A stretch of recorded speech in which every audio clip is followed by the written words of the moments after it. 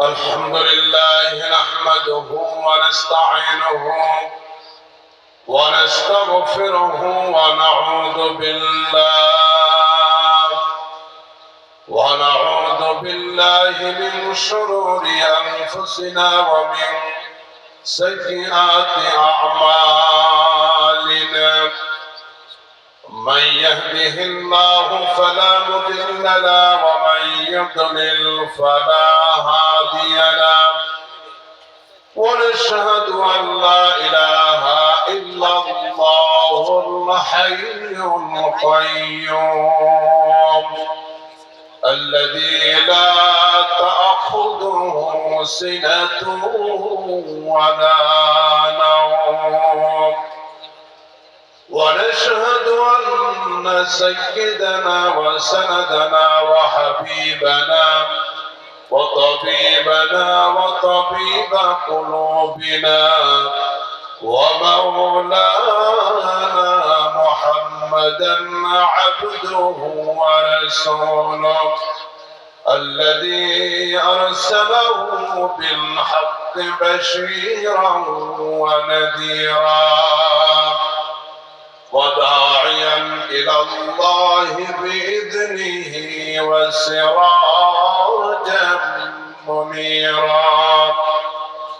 أما بعد فقد قال الله تعالى في كلامه المجيد وفي فرقانه الحميد. أعوذ بالله من الشيطان الرجيم. بسم الله الرحمن الرحيم. إنا نحن نزلنا الذكر وإنا له لحافظون. قال سيد الأنام وصاحب القرآن صلى الله عليه وسلم: إن الله يرفع بهذا الكتاب أقواما ويدع به آخرين، أو كما قال عليه الصلاة والسلام.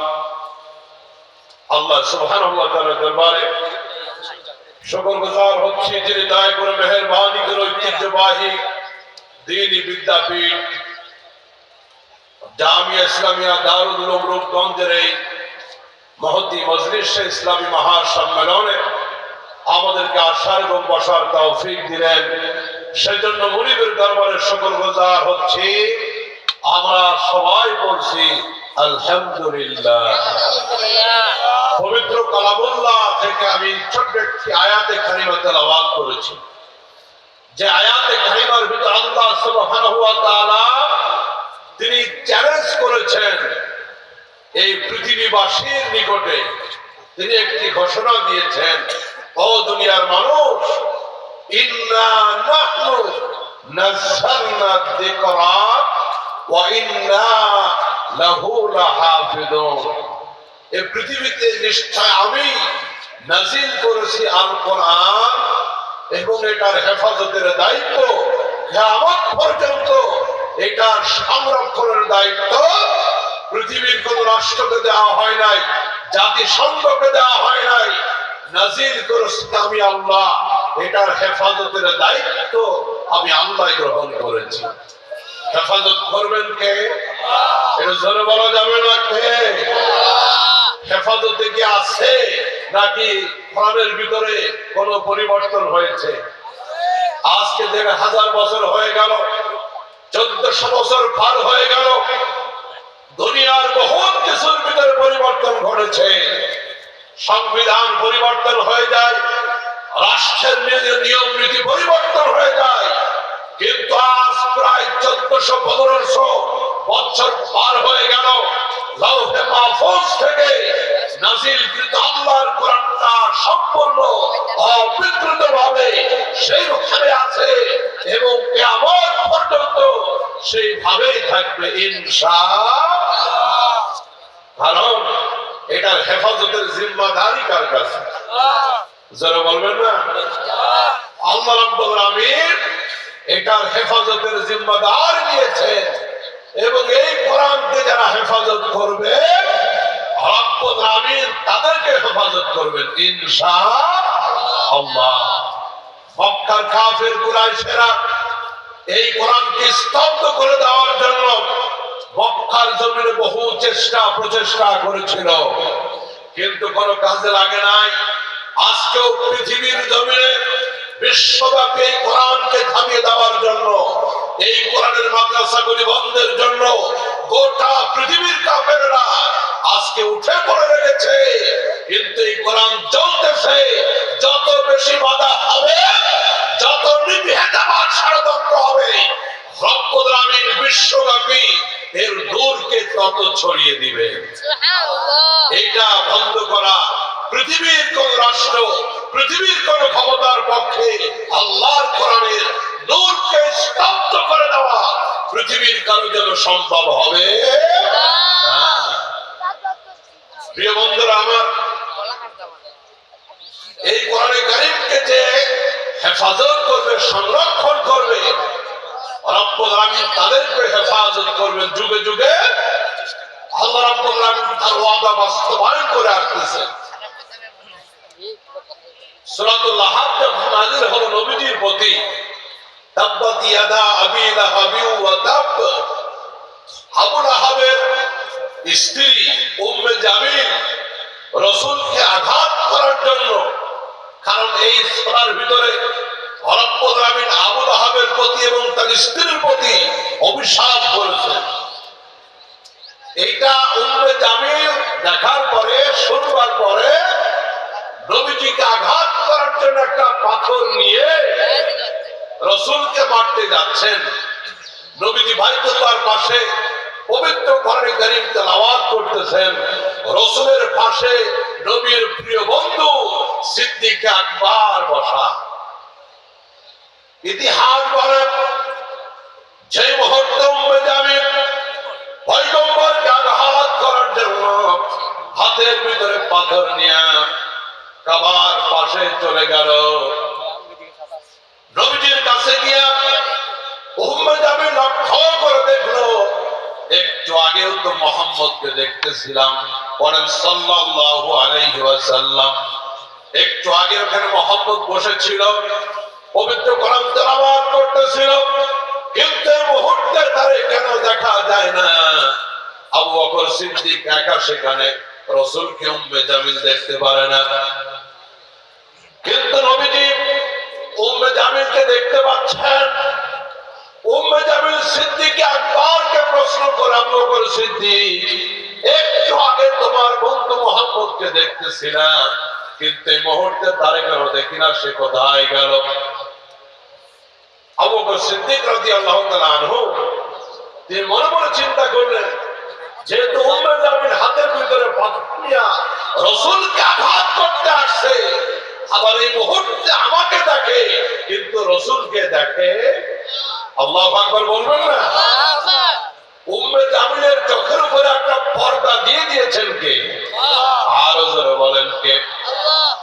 পবিত্র কোরআনে হাকিমের ভিতরে রব্বুল আলামিন আয়াত নাযিল করে বলে দিলেন, পয়গম্বর, ওয়াইদা ক্বরাআতাল কুরআন জাআলনা বাইনাকা ওয়া বাইনাল্লাযীনা লা ইউমিনুনা বিল আখিরাতি হিজাবাম মাসতুরা। যে মুহূর্তে আপনি কোরআন তেলাওয়াত করেন, যে মুহূর্তে আমি আল্লাহর পবিত্র কোরআন আপনি তেলাওয়াত করেন, পয়গম্বর, আপনার মাঝে এবং কাফেরদের মাঝে আমি আল্লাহ একটা পর্দা দিয়ে দিই, যেই পর্দার কারণে কাফেররা আপনাকে দেখতে পারে না, আপনার কোনো ক্ষতি করতে পারে না। কারণ আপনি আমার কালাম তেলাওয়াত করবেন, কাফের বেঈমান আপনাকে আঘাত করবে, এটা আমি সহ্য করতে পারি না। উম্মে জামিল রাসূলকে দেখতে পেল না, রাগে গজগজ করতে করতে সেই জায়গা থেকে চলে গেল। উম্মে জামিল বলে, আবু বকর, তোমার বন্ধু মুহাম্মদকে ভবিষ্যতে যদি আমি কোথাও পাই আমি কিন্তু তাকে ছেড়ে দিব না। যে মুহূর্তে উম্মে জামিল চলে গেল, সিদ্দিক একবার রাসূলকে ডাক দিয়ে বলে, আল্লাহর পয়গম্বর, উম্মে জামিল আপনাকে দেখতে পেল না কিন্তু আমাকে দেখলো, কারণটা কি? আল্লাহ রাসূল বলতেছেন, আবু বকর যে মুহূর্তে পাথর নিক্ষেপ করতে চাইলো, যে মুহূর্তে উম্মে জামিল আমাকে আঘাত করতে চাইলো, রব্বুল আলামিন একজন ফেরেশতা আমার মাঝখানে আর উম্মে জামিলের মাঝখানে একজন ফেরেশতা নিযুক্ত করে দিলেন। ওই ফেরেশতা একটা পর্দা দিয়ে দিল, আমাকে দেখতে পেল না, আমার ক্ষতি করতে পারলো না। একসাথে বলেন না, আল্লাহ রাসূলকে তেলাওয়াত অবস্থায় হেফাজত করলেন কে? এই পৃথিবীতে যারা আল্লাহর কোরআনকে হেফাজত করবে, রব্বুল আলামিন তাদেরকে হেফাজত করবে।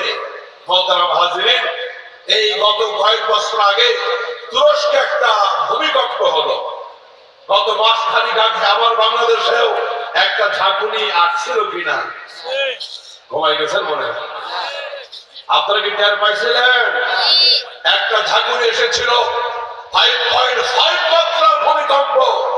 গবেষকরা বলতেছেন এটা যদি আর মাত্র 5টা সেকেন্ড স্থায়ী হতো, গোটা বাংলাদেশ একটা খবরস্থলে পরিণত হতো, বেঁচে থাকার কোনো সুযোগ থাকতো। এই জন্য এটা মিস কল, আল্লাহর পক্ষ থেকে এটা সতর্কতা। যে মুহূর্তে পাপা ছাড় বেড়ে যায়, যে মুহূর্তে অন্যায় অপরাধ বেড়ে যায়, রবের পক্ষ থেকে সতর্কতা করা হয়, পাপ বন্ধ করতে হবে, অশ্লীলতা বন্ধ করতে হবে, ইসলাম বিরোধিতা বন্ধ করতে হবে, আল্লাহ পাকের নাফরমানি বন্ধ করতে হবে। তা না হলে প্রযুক্তি দিয়া, দামি রড দিয়া, সিমেন্ট দিয়া ভূমিকম্প থেকে বাঁচা যাবে না। বলেন, বাঁচা যাবে? এই জন্য রাষ্ট্রীয়ভাবে রাষ্ট্রকে বলবো, রাষ্ট্রীয়ভাবে সমস্ত পাপরাত দেখানো বন্ধ করতে হবে, ইসলাম বিরোধিতা বন্ধ করতে হবে, নাইট ক্লাব বন্ধ করতে হবে, পতিতালয় বন্ধ করতে হবে, পাপরাত দেখানো বন্ধ করতে হবে। কে কে রাজি আছেন তো হাত তুলে দেখেন। আল্লাহু আকবার, আল্লাহু আকবার। হুশিয়ার সাবধান, ইসলামের শত্রুরা। প্রিয় বন্ধুরা আমার, আরেকটি কথা আমি হুঁশিয়ার করে বলতে চাই, গত 16ই ডিসেম্বর এই বাংলাদেশের জন্য কি দিবস? বিজয় দিবস। কিন্তু লক্ষ্য করেছি ফ্যাসিস্ট পালিয়ে যাওয়ার পরও রক্ত দিয়ে স্বাধীন করাই বাংলার জমিনে ওই রাজাকারদের অভিনয় করতে গিয়ে বহু জায়গায় দেখলাম টুপি এবং দাড়ি পরিয়ে নারী নির্যাতনকারী, মানে একটা অপরাধীর লেবাস, অপরাধীর চরিত্র দিতে গিয়া মাথায় টুপি এবং ইসলামী লেবাস, পাঞ্জাবি জুব্বা দিয়া একটা চোর, একটা চরিত্রহীনের চরিত্র দেওয়া হয়েছে। এটার তীব্র নিন্দা এবং প্রতিবাদ জানাচ্ছি আমরা। রাজাকারের অভিনয় করবা, অপরাধীর চরিত্র অভিনয় করবা, সেটা আপত্তি জানায় না, কিন্তু নবীর সুন্নাতকে অপমান করবা, ইসলামের প্রসাদকে অপমান করবে, এটা সহ্য করা হবে না। এটা আমরা তীব্র নিন্দা জানাচ্ছি। এই টুপি আমার রাসূলের টুপি, এই পোশাক আমার পয়গম্বরের পোশাক। 90 মুসলিম রাষ্ট্রে ইসলামকে অবমাননা করা হবে, টুপি দাড়িকে অবমাননা করা হবে, কসম করে বলি জীবন থাকতে সহ্য করা হবে না। তুরস্কে ভূমিকম্প হলো, ভূমিকম্পের ভিতরে একটা স্কুল ধসে গেল সম্পূর্ণ মাটির ভিতরে। গত ভূমিকম্পে আল্লাহ আমাদেরকে বাঁচাই দিলেও প্রায় 12 থেকে 15 জন মানুষ কিন্তু মারা গেছে সারা বাংলাদেশে। গোটা স্কুলটা ধসে গেল জমিনের ভিতরে। যে মুহূর্তে উদ্ধার কর্মীরা এই লাশগুলি, প্রায় 7 থেকে 800 বাচ্চা মারা গেল। গোটা স্কুলটা ছিল বাচ্চাদের স্কুল। যে মুহূর্তে উদ্ধার কর্মীরা এই লাশগুলি উদ্ধার করতেছে, ধ্বংসস্তূপের ভাঙ্গা ভাঙ্গা বড় বড় জিনিসগুলাকে উঠাচ্ছে, সরাচ্ছে, আর সরাইতে সরাইতে দেখলো মাটির ভিতর থেকে, ধ্বংসস্তূপের ভিতর থেকে গুনগুন গুনগুন করে কিসের জানি আওয়াজ আসতেছে। সুবহানাল্লাহ, আসতে বলেন, জোরে বলেন না সুবহানাল্লাহ। লোকগুলি অবাক হয়ে গেল, ব্যাপার কি? আওয়াজ আসে কিসের ভিতর থেকে? কিন্তু ধ্বংসস্তূপের সেই ভাঙ্গা স্তূপগুলি সরাইতে সরাইতে দেখলো লাশগুলি ক্ষত বিক্ষত হয়ে গেছে, একটা বাচ্চাও বেঁচে নাই, প্রায় 700 বাচ্চা মারা গেছে। কিন্তু ধ্বংসস্তূপের ভিতর থেকে ছোট্ট একটা বাচ্চা বসে বসে আল্লাহর কোরআন তেলাওয়াত করে, আলহামদুলিল্লাহি রাব্বিল আলামিন আর রহমানির রহিম মালিকি ইয়াউমিদ্দিন ইয়্যাকা না'বুদু ওয়া ইয়্যাকা নাস্তাঈন اهدنا الصراط المستقيم صراط الذين أنعمت عليهم غير المغضوب عليهم ولا الضالين সবাই বলেন আমিন। ছোট্ট বাচ্চার কণ্ঠ থেকে ভূমিকম্পে বিধ্বস্ত ধ্বংসস্তূপের ভিতর থেকে তেলাওয়াতের আওয়াজ আসতেছে। উদ্ধার কর্মী, মিলিটারি যারা আর্মি তুরস্কের, ওই বাচ্চাটাকে কোলে নিয়ে নিল। মাত্র 7 থেকে 8 বছরের বাচ্চা, বাচ্চাটাকে কোলে নিয়ে বলল, ব্যাপার কি? সবাই তো মারা গেছে, আল্লাহ পাক তোমাকে বাঁচাই দিল, রহস্য কি রে বাবা? ছোট্ট বাচ্চা জবাব দিচ্ছে, রহস্য হলো আমি 30 পারা কোরআনের হাফেজ, এই ভূমিকম্প অবস্থায় ধ্বংসস্তূপের ভিতর আমি আল্লাহর কোরআন তেলাওয়াত করতেছিলাম।